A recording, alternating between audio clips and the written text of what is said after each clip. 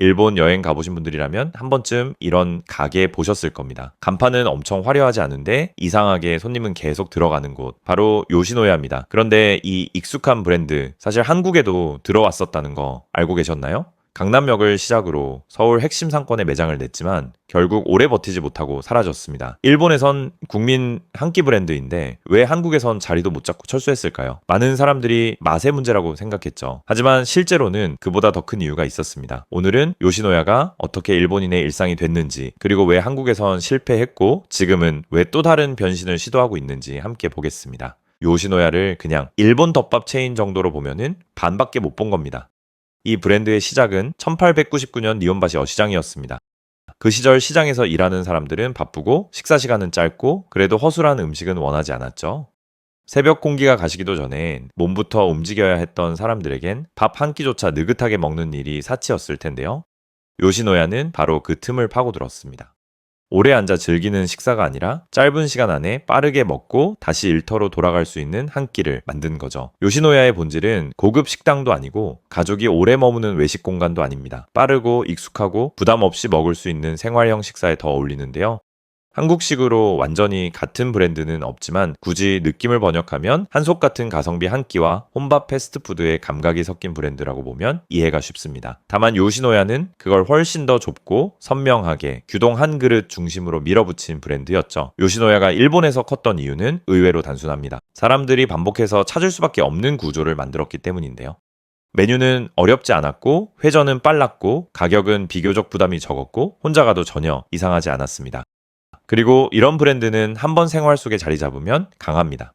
관광객이 아니라 직장인, 학생, 바쁜 사람들의 일상 속으로 자연스럽게 들어가죠.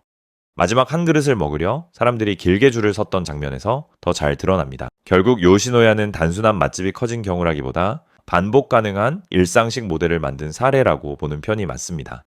이제 한국 이야기로 오겠습니다. 당시 두산 상사는 요시노야의 성장성을 보고 한국 도입을 추진했습니다.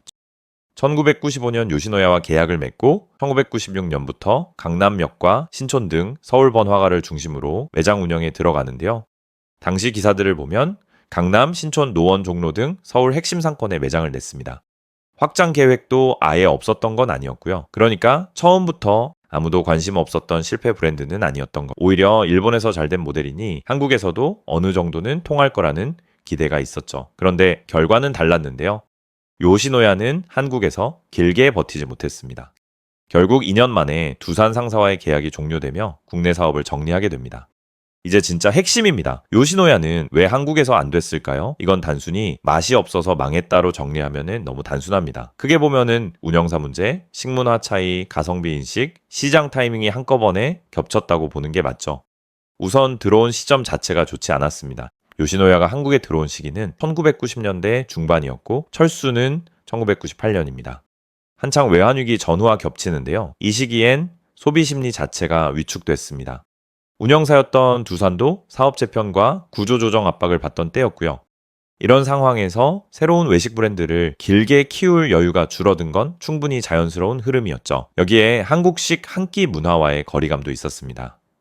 일본에서 요시노야는 빠르고 싼 규동 한 그릇의 가치가 분명한 브랜드인데요. 하지만 한국 소비자 입장에선 밥 메뉴를 먹을 때 반찬, 국물, 숟가락, 푸짐함 같은 기준이 꽤 강하죠. 당시 회고 기사들에 따르면 요시노야의 철저한 단품 중심 구조는 한국 소비자에게 무척 낯설게 받아들여졌습니다. 마치 노트북은 샀는데 충전기, 마우스, 파우치가 전부 별매인 느낌이랄까요? 밥을 시켰는데 단무지도 김치도 장국도 전부 따로 돈을 내야 한다고 하니 한국 소비자들 입장에선 정이 없다. 이게 무슨 가성비냐는 반감이 생길 수밖에 없었습니다. 분명 한 끼는 맞는데 우리가 기대하는 한 끼의 그림과는 아예 달랐던 셈이죠. 가격 문제도 꽤 중요했는데요. 일본에선 요시노야가 서민적이고 빠른 한 끼의 상징이지만 한국에선 같은 가격 구조가 그렇게 매력적으로 느껴지지 않았습니다. 왜냐하면 한국엔 이미 김밥, 분식, 백반, 기사식당 같은 강력한 생활형 한 끼 문화가 있었기 때문이죠. 그러면 소비자 입장에선 이 가격이면은 다른 걸 먹겠다는 판단이 나올 수 있고요. 시장 타이밍도 너무 빨랐습니다. 지금은 한국에서도 일본식 덮밥이나 일본 가정식, 돈부리 같은 메뉴가 꽤 익숙합니다. 하지만 1990년대 후반은 아니었습니다. 요시노야는 브랜드 자체가 약했다기보다 한국 시장이 아직 이 카테고리를 편하게 받아들일 만큼 익숙해지기 전에 너무 이르게 들어온 측면이 컸습니다. 결국 요시노야의 한국 실패는 한 가지 실수의 결과라기보다 여러 조건이 한꺼번에 어긋난 결과였습니다. 여기서 중요한 반전이 나오는데요. 요시노야 전체가 끝난 건 아니었습니다. 오히려 일본 본사는 오랜 기간 브랜드를 유지했고 외식 그룹으로 몸집을 키워왔죠. 2000년 도쿄증권거래소 일부에 상장한 이후엔 우동 프랜차이즈 하나마루와 스시체인 교타루 같은 브랜드를 잇따라 편입하며 사업 포트폴리오를 넓혀갔습니다. 이건 메뉴 몇 개를 늘리는 수준이 아니라 요시노야 홀딩스라는 틀 안에서 규동 의존도를 낮추고 전체 사업 구조를 확장해온 움직임이었습니다. 지금도 요시노야 홀딩스는 국내와 해외 사업, 하나마루와 라멘 사업까지 묶어 전체 사업 구조를 다시 손보고 있습니다. 그래서 한국에서만 보면 안 된 브랜드처럼 보일 수 있지만 글로벌 기준으로 보면 요시노야는 여전히 살아있는 브랜드입니다. 다만 지금의 요시노야는 예전처럼 규동 시장의 절대 강자라고 보긴 어렵습니다. 일본 규동 시장엔 스키야와 마츠야 같은 강한 경쟁자들이 있기 때문인데요. 스키야는 일본 전국에 약 2,000개 점포를 둔 선도 체인이고요. 요시노야의 일본 내 점포는 2026년 2월 기준 1290개 수준입니다. 마츠야 역시 점포 수를 늘려왔을 뿐 아니라 카레와 정식까지 넓히며 자기만의 영역을 만들어 왔죠. 문제는 요시노야가 바뀌어야 하는 시점에 경쟁사들은 이미 한 발 먼저 움직이고 있었다는 점입니다. 요시노야가 도심과 오피스 상권에 무게를 둘 때 스키야는 주택가 대형점과 드라이브스루, 배달 같은 생활, 밀착형 운영을 빠르게 강화했습니다. 이런 전략은 코로나 시기를 거치며 더 힘을 발휘했는데요. 사람들이 집 근처에서 식사를 해결하는 흐름이 강해지자 스키야의 모델이 더 잘 맞아떨어진 거죠. 게다가 스키야를 운영하는 젠쇼 그룹은 식재료 조달부터 가공, 물류, 판매까지 이어지는 통합 시스템도 갖추며 수익 구조를 더 탄탄하게 만들었습니다. 마츠야도 가만히 있지 않았습니다.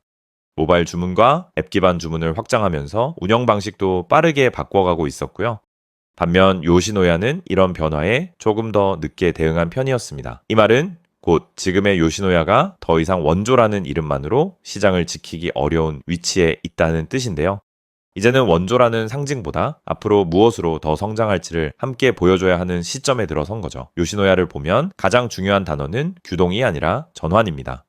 회사 스스로도 중기 계획에서 기존 사업의 재정비와 새 성장 동력 확보를 핵심 과제로 내세웠습니다. 그 배경엔 쌀값과 소고기 가격, 인건비 상승, 그리고 규동 의존도가 높은 사업 구조가 깔려 있죠. 사실 요시노야는 과거에도 이 단일 메뉴 의존 구조 때문에 뼈아픈 위기를 겪은 적이 있는데요.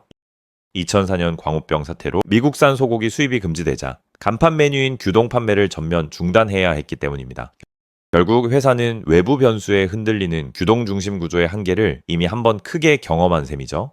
그래서 회사는 점포 리모델링, 태블릿 도입, 프라이어 확대, 신규 출점, 해외 사업 최적화까지 운영 모델 자체를 손보고 있습니다. 2025에서 2029 중기 계획엔 5개년 기준 약 130억엔의 이 투자 계획이 담겨 있고요. 요시노야 홀딩스는 이 계획에서 2029년 그룹 매출 3천억엔, 영업이익 150억엔을 목표로 제시했습니다. 그리고 여기서 가장 흥미로운 변화가 나옵니다. 바로 라멘인데요. 요시노야 홀딩스는 라멘을 세 번째 핵심 축으로 키우겠다라고 밝혔습니다. 라멘 매출 400억엔을 목표로 제시했고요. 관련 M&A와 브랜드 육성도 함께 밀고 있죠. 여기엔 외식 비즈니스의 핵심인 수익 구조 문제도 깔려 있는데요. 규동의 핵심 재료인 소고기는 수입 의존도가 높다 보니 환율이나 국제 곡물가 같은 외부 변수에 따라 원가가 크게 흔들릴 수 있습니다. 반면 라멘은 상대적으로 원가를 관리하기 쉽고 수익성도 더 안정적으로 가져갈 여지가 있는데요. 결국 요시노야 입장에선 외부 변수에 덜 흔들리는 새로운 캐시카우가 필요했던 셈이죠. 이건 규동을 버리는 이야기가 아니라 규동 하나의 기대온 사업 구조를 바꾸는 이야기입니다. 오랜 성공 공식을 가진 회사조차 환경이 바뀌면 결국 자기 자신을 다시 바꿔야 한다는 뜻이니까요. 그래서 요시노야는 실패한 브랜드인가? 한국 시장만 놓고 보면 분명 그렇게 보일 수 있습니다. 하지만 글로벌 전체로 시야를 넓히면 이 브랜드는 오래된 성공 공식에 머물지 않고 라멘 같은 새로운 포트폴리오를 찾으며 계속 움직이고 있죠. 미슐랭 같은 거창한 미식은 아닐지 몰라도 바쁘고 고된 하루 끝에 가장 먼저 떠오르는 한 끼였습니다. 120년 넘게 이어온 요시노야의 도전은 여전히 현재 진행형입니다. 여러분은 어떻게 보셨나요? 요시노야의 한국 실패는 시장의 타이밍 문제였다고 보시나요? 아니면 결국 현지화의 문제였다고 보시나요? 댓글로 여러분의 생각을 자유롭게 남겨주세요. 이런 브랜드와 자본의 흐름을 읽는 이야기가 유익하셨다면 구독과 좋아요, 알림 설정으로 응원해주세요. 시청해주셔서 감사합니다.